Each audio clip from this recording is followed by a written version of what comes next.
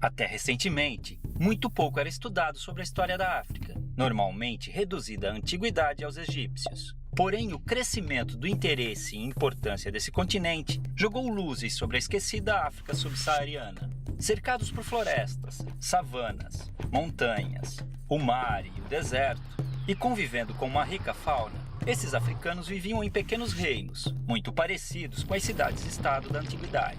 Dominavam técnicas de agricultura, metalurgia e mineração.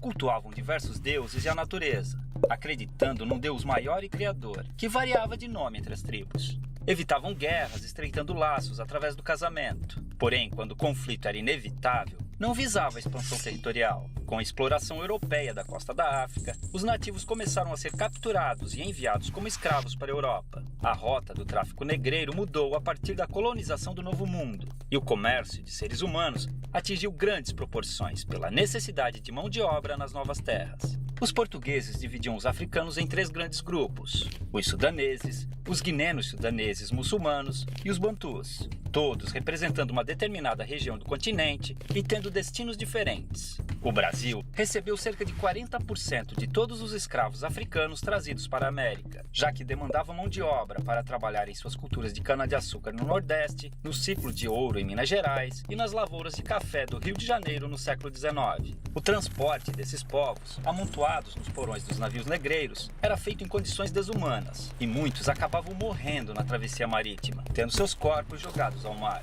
Já desembarcados, os escravos eram vendidos e conduzidos aos seus destinos nas fazendas, onde eram obrigados a trabalhar de sol a sol, com roupas e alimentação de péssima qualidade. Dormiam em habitações escuras e úmidas, as senzalas, e muitas vezes eram acorrentados para evitar fugas. Os castigos físicos eram comuns, e o mais usado era o açoite. Com o comércio constante de escravos, não havia preocupação em manter seu bem-estar, já que podiam ser facilmente substituídos por novos africanos, fazendo sua expectativa de vida no Brasil ser muito baixa. Eram proibidos de praticar sua religião e obrigados a adotar o catolicismo e a língua portuguesa.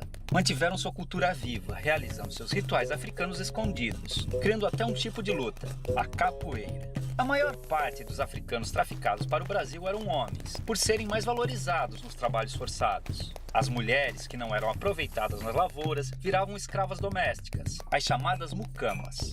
Nessa época, independente da origem ou etnia, as mulheres eram subordinadas aos homens em seus caprichos.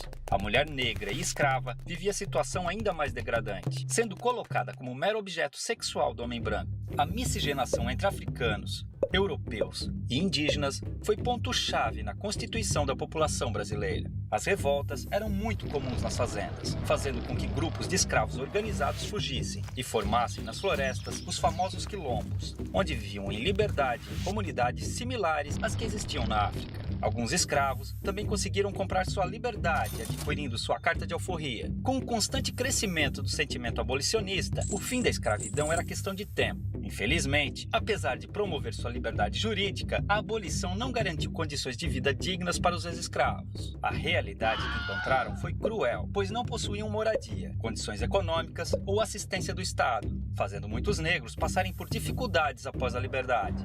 O preconceito e a discriminação os impediram de encontrar trabalho nas cidades. Já nas lavouras, tinham sido substituídos pelos novos imigrantes livres europeus, a maioria italianos. A escravidão deixou cicatrizes profundas. Os negros vivem ainda hoje em condições inferiores aos brancos, devido ao grande processo de exclusão social. Tem menor escolaridade, menos qualificação, salários menores, menos representação na mídia e em entidades governamentais, além de menos cargos de chefia e liderança. É uma situação degradante, considerando a imensurável participação do negro na vida brasileira. Infelizmente, o pouco que se aprende nas escolas sobre a herança africana reduz o negro a estereótipos ligados a origens de musicalidades, como o samba, e ao trabalho braçal como escravo.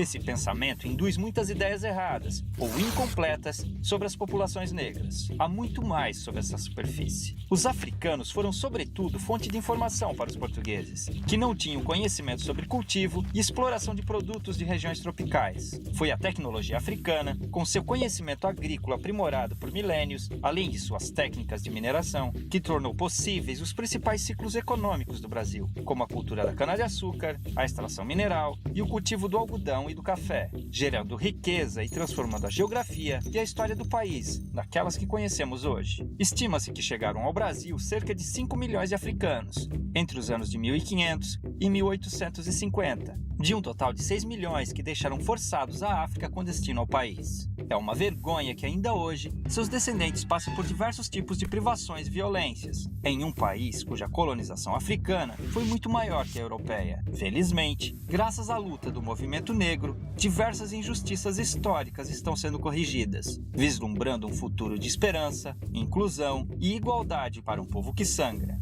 mas resiste.